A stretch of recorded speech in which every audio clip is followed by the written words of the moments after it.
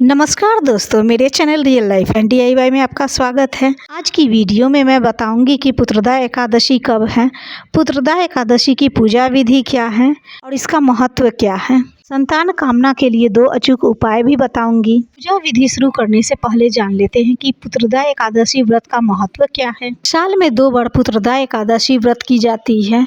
एक श्रावण के महीने में आती है और दूसरी पौष महीने में आती है। इस साल 2025 की आखिरी एकादशी है जो 31 दिसंबर 2025 दिन बुधवार को पड़ रही है। व्रत के पारण का शुभ मुहूर्त है 1 जनवरी सुबह 7:14 से सुबह 9:18 तक। पुत्रदा एकादशी व्रत संतान सुख की प्राप्ति और संतान के कल्याण के लिए अत्यंत फलदायी माना गया है। जो दंपत्ति संतान प्राप्ति की इच्छा रखते हैं उनके लिए यह व्रत विशेष रूप से लाभकारी माना गया है। साथ ही जिन्हें संतान है वे भी इस व्रत के द्वारा अपनी संतान की उन्नति और समृद्धि की कामना कर सकते हैं। इस व्रत को करने से संतान सुख की प्राप्ति होती है। पुत्रदा एकादशी की पूजा आप अपने घर के मंदिर में भी कर सकते हैं, नहीं तो इस तरह से अलग से चौकी लगा ले। चौकी पर पीले रंग के आसन बिछा ले। तिल का आसन देकर भगवान विष्णु की प्रतिमा स्थापित करें, क्योंकि एकादशी की पूजा में भगवान विष्णु की पूजा की जाती है। ये व्रत पुत्रदा एकादशी की है, इसलिए आप कृष्ण भगवान के बाल स्वरूप को या फिर आप लड्डू गोपाल की सेवा करते हैं तो उन्हें स्थापित करें। मैं यहाँ कृष्ण भगवान के बाल स्वरूप की प्रतिमा को स्थापित कर रही हूँ। फूलों का आसन देकर भगवान गणेश की स्थापना करें, क्योंकि किसी भी पूजा में सबसे पहले भगवान गणेश की पूजा की जाती है, तभी और भगवान की पूजा की जाती है। जल से छिड़काव कर सभी भगवान को स्नान भाव दें। पूजा शुरू करने से पहले दीपक जला लें। वैसे तो एकादशी की पूजा में शुद्ध घी के दीपक जलाने चाहिए, अगर ना हो तो आप तिल के तेल के भी दीपक जला सकते हैं। सबसे पहले भगवान गणेश को चंदन लगाएं, दीपक की भी पूजा करें। दीपक को भी चंदन लगाएं, फूल चढ़ाएं। भगवान गणेश को वस्त्र स्वरूपी कलेवा अर्पित करें। अगर आपके पास भगवान गणेश की मूर्ति नहीं है तो आप एक सुपारी में कलेवा लपेटकर भी भगवान गणेश को स्थापित कर सकते हैं। भगवान गणेश को वस्त्र स्वरूपी कलेवा अर्पित करेंगे। भगवान विष्णु और भगवान कृष्ण को चंदन लगाएंगे, पीले चंदन लगाएं।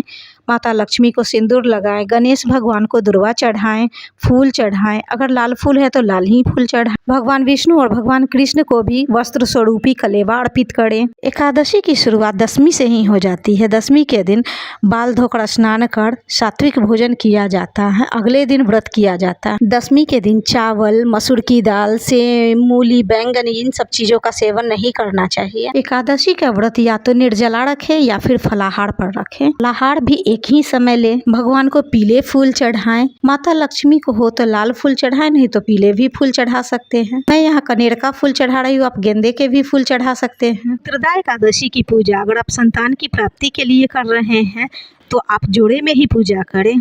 पति पत्नी साथ ही पूजा करते हैं तभी उन्हें संतान की प्राप्ति होती है। पुत्रदा एकादशी की पूजा साल में 2 बार की जाती है, एक पौष के महीने में और एक सावन के महीने में। संतान की कामना के लिए ये व्रत रख रहे हैं तो गाय के बछड़े सहित अगर आपके पास मूर्ति है तो आप उसे भी जरूर रखें और उसकी भी पूजा करें। गाय और बछड़े दोनों को चंदन लगाएं। गाय को खाने के लिए चारा दें। चारा के लिए मैं यहाँ दुर्वा रख रही हूँ। गौ माता को भी फूल चढ़ाएं। गौ माता को गुड़ का भोग लगा। भगवान विष्णु और कृष्ण भगवान को तुलसी की मंजरी चढ़ाएं। तुलसी की मंजरी आप एक दिन पहले ही तोड़ कर रख ले। एकादशी के दिन तुलसी तोड़ी नहीं जाती, इसलिए तुलसी की मंजरी, तुलसी के पत्ते एक दिन पहले ही तोड़ कर रख ले। एकादशी के दिन तुलसी में जल भी नहीं दिया जाता है, मगर पूजा की जाती है। धूप बत्ती दिखा दे, फूल चढ़ा दे, मगर जल ना दे, क्योंकि एकादशी के दिन माता तुलसी निर्जला व्रत रखती हैं। भगवान को भोग में ऋतु फल चढ़ाएं। कृष्ण भगवान के बाल रूप की पूजा कर रहे हैं, इसलिए दूध का भोग अवश्य लगाएं। दक्षिणा चढ़ाएं। पूजा में हुई कमियों को पूरा करने के लिए दक्षिणा रखा जाता है, इसलिए आपके पास जितना सामर्थ्य हो उतना दक्षिणा रखें। सभी भगवान पर तिल चढ़ाएंगे। भगवान को तिल चढ़ाएं। दीपक में भी कुछ तिल रखें। माना जाता है जितने तिल चटकते उतने ही हमारे पाप कटते हैं। भगवान विष्णु और कृष्ण भगवान की पूजा में तुलसी के पत्ते जरूर भोग में लगाए जाते हैं, क्योंकि बिना तुलसी पत्र चढ़ाए हुए भगवान भोग स्वीकार नहीं करते हैं। हाथ में तिल और फूल लेकर पुत्रदा एकादशी व्रत की कथा सुने। कथा सुनने के बाद तिल और फूल को भगवान के चरणों में छोड़ दें। कथा सुनने के बाद आरती करें। आरती आप उसी दीपक से भी कर सकती है जो आपने चौकी पे जलाया है, नहीं तो अलग से भी आप दीपक जलाकर आरती कर सकते हैं। अगर संतान प्राप्ति के लिए पुत्रदा एकादशी व्रत पूजा कर रहे हैं तो तुलसी की माला से 108 बार संतान गोपाल मंत्र का जाप पति पत्नी दोनों करें। अगर आपको संतान गोपाल मंत्र नहीं आती है तो मैं स्क्रीन पर मेंशन कर रही हूँ, इसे देखकर ही आप मंत्र जप लें।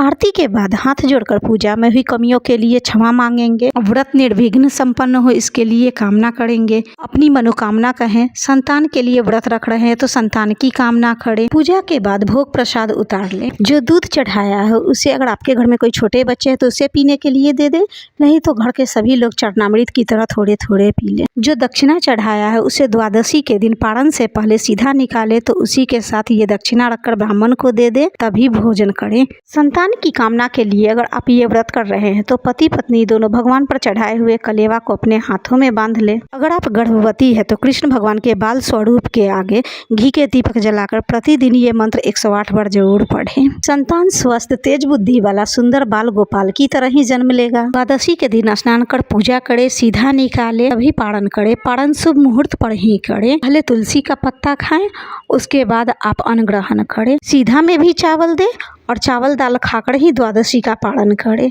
ओम नमो भगवते वासुदेवाय।